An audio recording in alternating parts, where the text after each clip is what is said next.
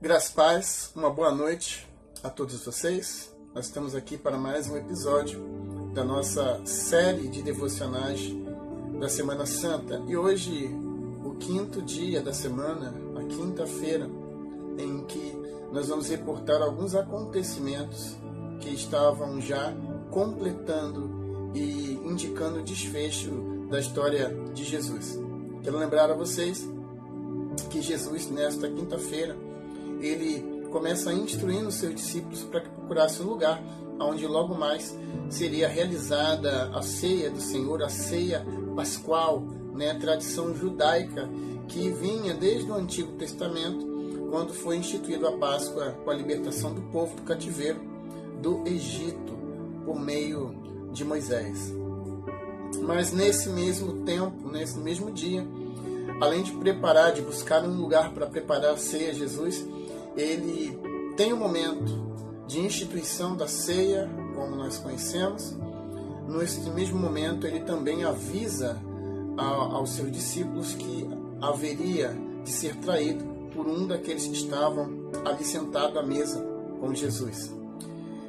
Logo depois, Judas Iscariote, aquele que iria trair Jesus, ele se retira do ambiente após cear e vai cumprir aquilo que ele havia combinado na tarde de ontem, na quarta-feira, de entregar Jesus nas mãos dos mestres da sinagoga, dos religiosos da época.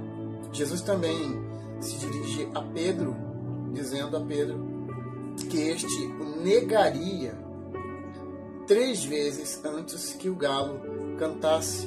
E o desfecho dessa história, desta quinta-feira, ela se dá no lugar chamado, no monte chamado Getsêmani. Jesus está com os seus discípulos, com exceção de Judas, já estava com os principais da cidade, a fim de encontrarem Jesus. Os evangelistas, Mateus, Marcos e Lucas, eles descrevem essas passagens, você vai encontrar no Evangelho de Mateus, por exemplo, no capítulo 26, a partir do verso 17, em Marcos 14, a partir do verso 12, e no Evangelho de Lucas, no capítulo 22, a partir do verso 14, é o que eu vou estar compartilhando nesse devocional. Em particular, João não comenta a respeito desse fato, dessa história, como encontramos nos Evangelhos sinóticos de Mateus, Marcos e de Lucas.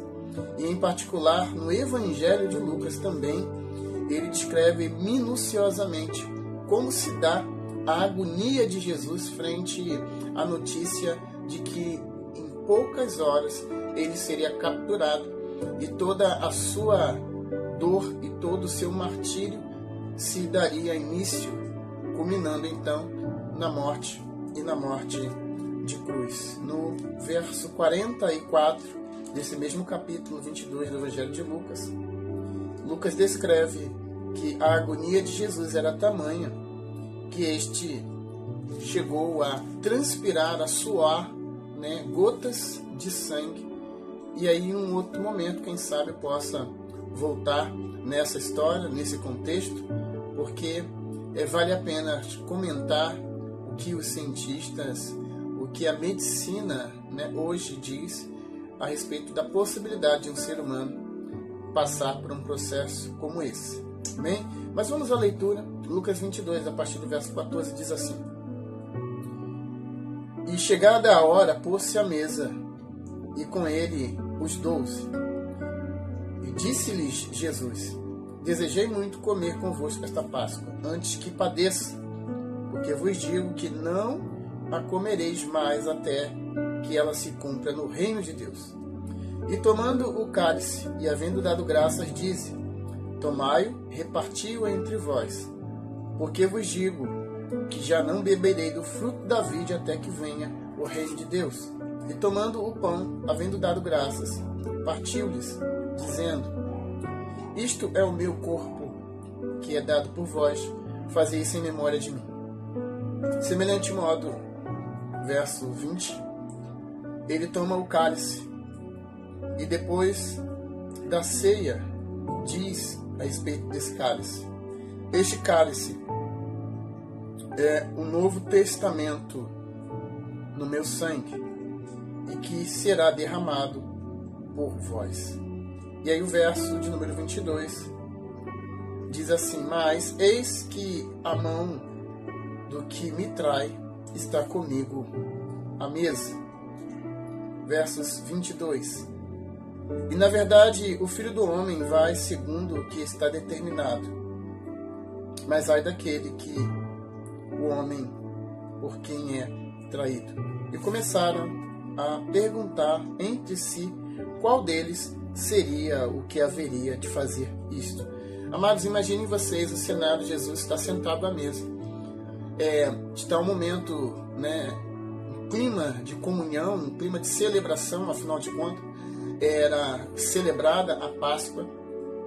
E no momento ali em que todos comiam, todos bebiam, Jesus faz revelações, e momentos muito interessantes, momentos de alimento. Jesus sempre faz alguma revelação. Mas aqui em especial Jesus estava falando sobre si mesmo, sobre o que prestes iria acontecer. Jesus, ele compartilha do cálice, compartilha do pão, depois ele torna a voltar a falar de um novo cálice. Guarde isso no seu coração, eu vou voltar nisso daqui a pouco. Mas como o clima ficou no momento exato e Jesus fala que um dentre eles iria trair, Imagino o clima ficando pesado, um olhando para o outro e se perguntando quem seria o traidor. Jesus não dá mais detalhes neste evangelho de Lucas. Você vai encontrar alguma coisa nos outros evangelhos, mas todos ficam ali temerosos diante da fala de Jesus, e certamente pensando que poderia ser um deles. Jesus, após isso, amados, ele institui a Páscoa. E é preciso lembrar que a Páscoa ela se dá lá no Antigo Testamento, quando o povo é posto em liberdade por intermédio de Moisés, cumprindo a vontade de Deus. E esta celebração da Páscoa ela é feita pelos judeus até os dias de hoje.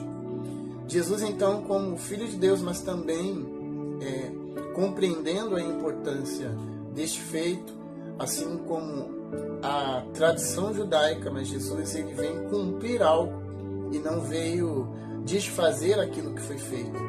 Mas ele acrescenta um elemento muito importante no momento em que ele faz essa última ceia.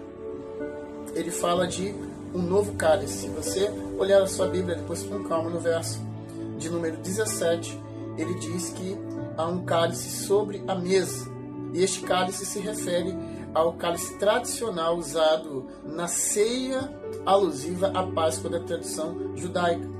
Mas, posteriormente, já no verso 20, ou seja, 17, depois no 20, ele torna, após os discípulos terem comido o pão, ele torna a falar de um cálice. E esse cálice é o segundo cálice que está sobre a mesa. E diz respeito à promessa e o cumprimento do Filho de Deus sendo enviado à terra para passar pela libação, para passar por um processo de libertação, para que o povo de Deus fosse liberto. Jesus, ele fala do seu sangue. Este novo cálice é um novo testamento, uma nova aliança, um novo processo. Ele introduz algo novo na mesa e na tradição, algo que não era, melhor dizendo, da tradição judaica. Jesus introduz um novo cálice. E esse cálice, ele é alvo dessa promessa de Jesus, do cumprimento dessa promessa de Jesus, dizendo que ele traria algo novo. Jesus é aquele que cumpriu as profecias. Jesus é aquele também que acrescentou algo novo na nossa vida. E eu quero separar esse momento para lhe fazer refletir quanto às palavras de Jesus. Mesmo sendo o Filho de Deus, você vai encontrar nos evangelhos uma pessoa que estava agoniada, estava incomodada porque haveria de ser traído e ele sabia que aquele que haveria de ser traído estava sentado à mesa. Muitas vezes nós pensamos que um sentimento nosso é difícil de ser guardado, né? Um sentimento de repulsa, um sentimento de raiva. Agora imaginem vocês, se alguém que você sabe que está te traindo ou está para te trair, está na sua presença, né? Eu creio que é uma grande prova de amor, é uma grande prova de domínio próprio. Mas Jesus, nos evangelhos de Marcos e de Mateus, nós percebemos que ele está, humanamente falando, pedindo que a pessoa cumpra o seu papel e se retire. Mas nem por isso Jesus deixa de fazer aquilo que veio fazer. Nem movido por esse sentimento, né, de tristeza e de angústia, pelo fato de saber que vai ser traído, pelo fato de saber que vai acontecer algo terrível com ele, Jesus, ele não deixa de cumprir o seu propósito. E é isso que eu gostaria de fazer com que você entendesse. Quantas vezes os nossos sentimentos nos fazem desistir de fazer coisas das quais havíamos planejado, coisas das quais estamos desejosos de fazer, ou outras que é o nosso dever fazer. Somos movidos pelas emoções e por isso acabamos abandonando projetos de Deus para nossas vidas. Abandonamos a família, abandonamos o trabalho, abandonamos o lar, abandonamos amigos e, principalmente, abandonamos a família de fé e a igreja. Eu quero levar você a pensar sobre isso, porque Jesus era um homem de emoções, ele estava movido nesse momento, estava acometido de uma grande emoção, mas isso não o impediu de cumprir o seu propósito e ele foi até o fim. Por isso eu quero colocar isso para que você repense no momento em que você estiver para desistir de algo, movido por um sentimento de raiva, de tristeza, de angústia, ou quem sabe de traição. Jesus, ele nos deu um grande ensino. Vale mais a vontade de Deus do que a nossa vontade. E não há nada que Deus ele nos permita passar do qual não seremos capazes de lidar. Guarde isso no seu coração. Hoje, penúltimo dia do nosso devocional. Jesus ainda vai para o Getsemane. E lá ele então preso por aqueles que vinham com Judas e com um beijo o trai.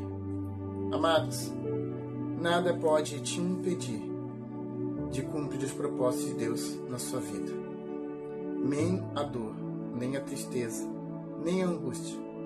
Situações e sentimentos que você vai lidar certamente, mas que todos eles estão debaixo das poderosas mãos de Deus. Um grande abraço. Aprenda a exercitar o domínio próprio.